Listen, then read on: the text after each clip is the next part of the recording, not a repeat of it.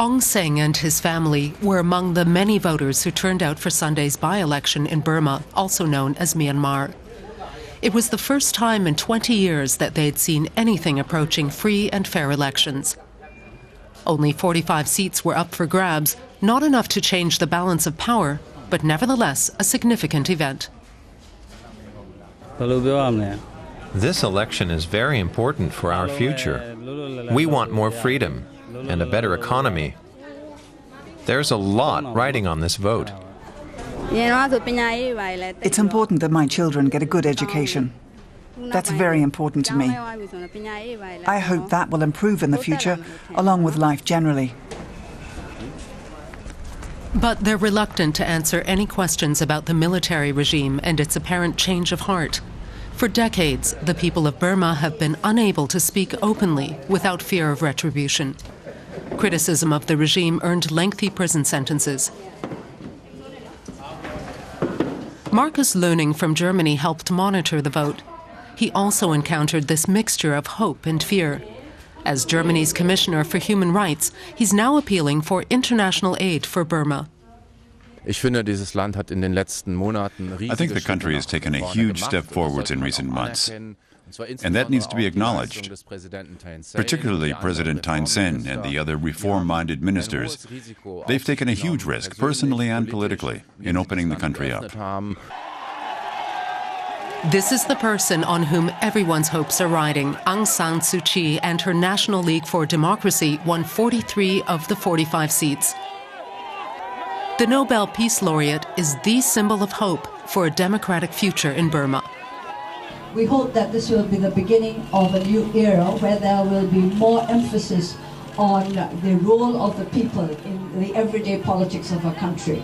We also hope that we will be able to go further along the road towards national reconciliation. Many in Burma are now hoping for economic aid from the international community. The country is severely impoverished, partly because of economic sanctions. There are no international banks operating in Burma, and few foreign firms have ventured into the country. But Burma has a rich cultural heritage.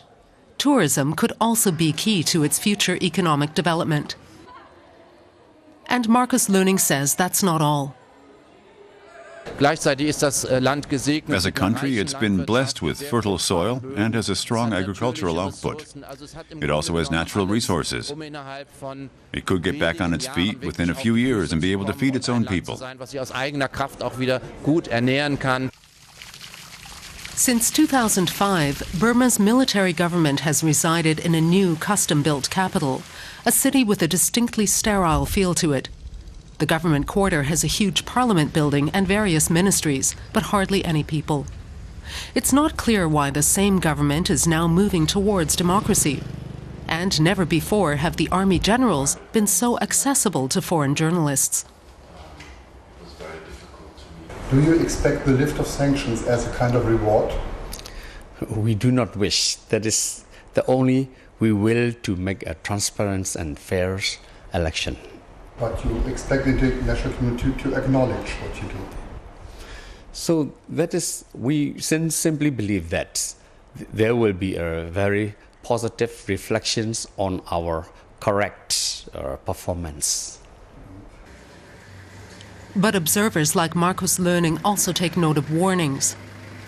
Former student leader Koko Gyi spent 20 years in prison for his role in the 1988 protest movement. He remains wary. Some of the changes that we'll have to recognize, but at the same time, cautiously, the international community need to watch the present regime, so not to go back.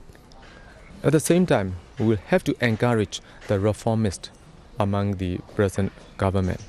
So that is, we agree to engage with both ways, the pressure and engagement. At the end of April, the European Union is due to decide whether to extend the existing sanctions against Burma. Germany is likely to support lifting them. That's certainly what Markus Löning will recommend following his visit to Burma. I think it's important that we as Europeans now switch from punishment through sanctions to support.